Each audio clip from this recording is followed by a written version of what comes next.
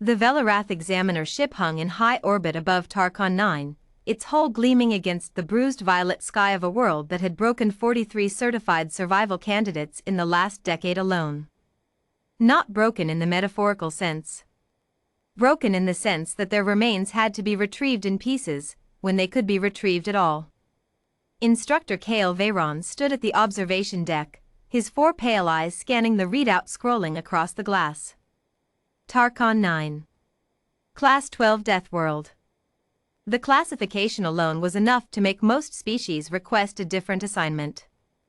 Acidic precipitation. Predators with neural disruption venom.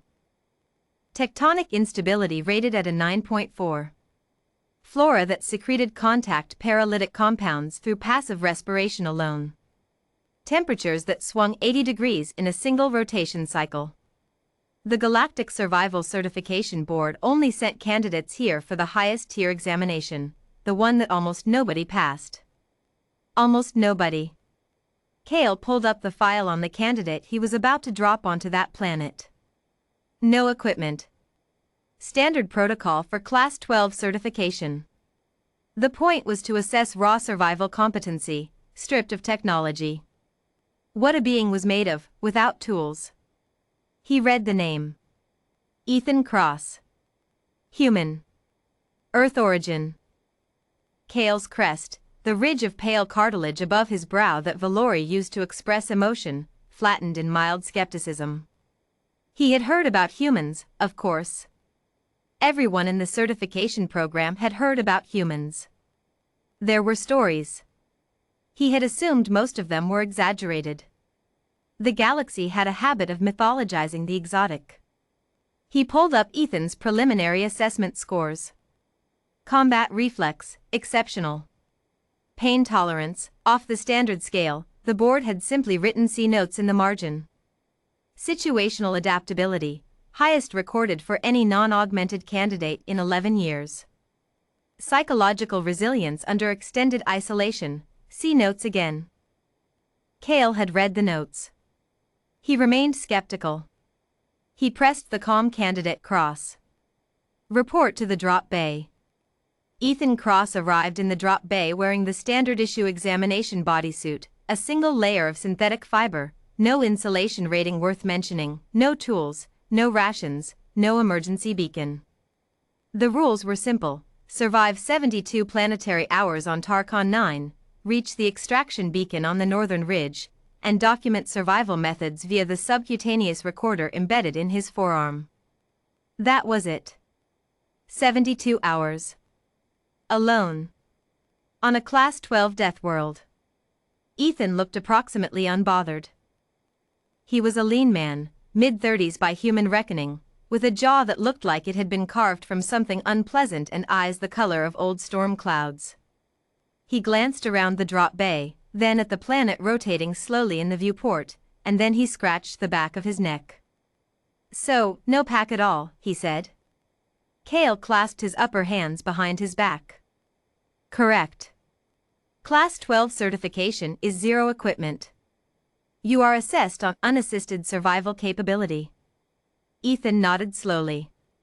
He looked at the viewport again. The planet's surface was visible from here, a churning landscape of dark stone ridges, amber toxic fog banks rolling through the valleys, and the distant silhouette of what the survey maps labeled Apex Predator Zone Delta. Ethan said. Is there something you wish to say, candidate? Ethan tilted his head. My buddy Marcus and I did something like this every summer when we were teenagers. Up in the Cascades. We called it camping. He paused. We were, like, 15. Kale stared at him. We didn't have gear then either. Well, we had a knife. But Marcus lost it on day 2, so? He shrugged. Same thing, basically. Kale's crest rose slightly. Tarkon 9 has a nitrogen acid precipitation cycle that begins every 18 hours. The acid concentration is sufficient to degrade Class 3 hull plating. Rain, Ethan said. Got it. I'll find an overhang. The primary megafauna in your landing zone, the Kareth, is a pack predator with a neural venom delivery system. A single bite causes full motor paralysis within 4 seconds. So don't get bitten, Ethan said. Candidate. Or, Ethan said, thoughtfully, figure out what they're afraid of. Everything's afraid of something. He glanced at Kale. What do Kareth avoid? Kale blinked all 4 eyes in sequence, which among Valori indicated genuine surprise. They avoid the Tarak shrub. The spines secrete a compound that disrupts their olfactory system. Ethan nodded like Kale had just told him where the bathroom was. Cool. I'll rub some on myself. He cracked his knuckles. Anything else I should know? Kale opened his mouth. Closed it. The temperature will drop to -31 in the dark cycle. Okay, fire. There is limited combustible material on. Where there's organic matter, there's fuel.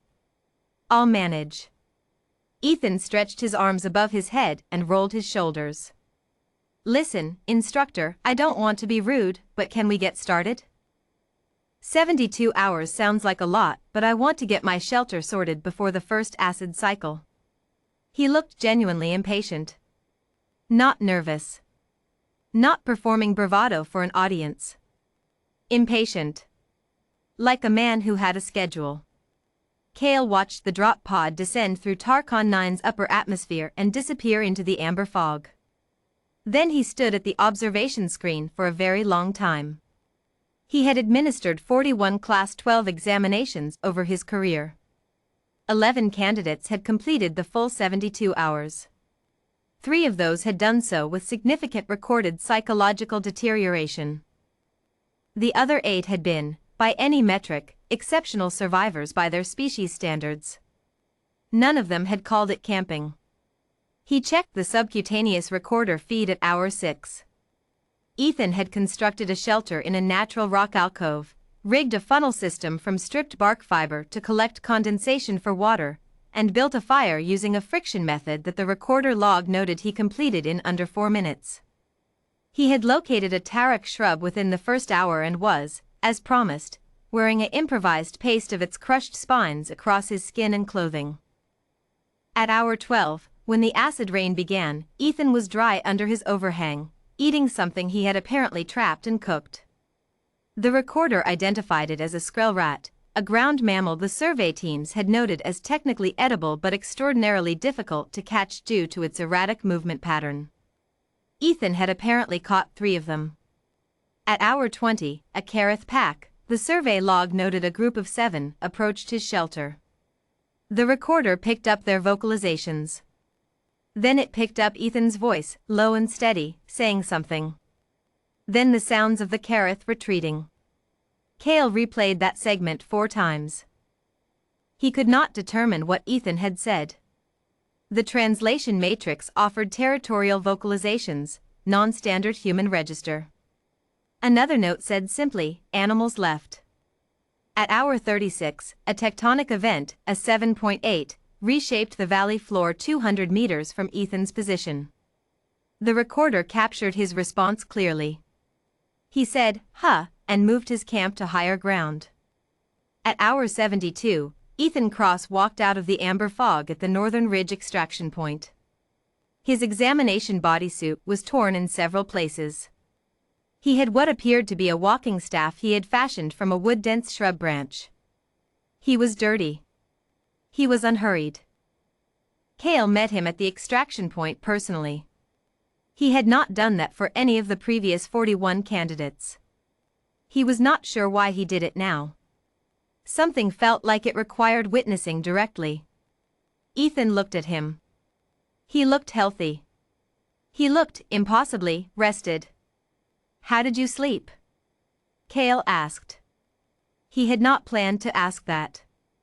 Ethan considered. Third night was a bit rough. The ground was rocky on that ridge. He paused. But honestly? The stars here are incredible. Different configuration than home. He looked back over his shoulder at the planet. Beautiful place, actually. Harsh, but beautiful. Kale's crest remained perfectly still, which among Valori indicated the processing of something that had not yet resolved into a named emotion.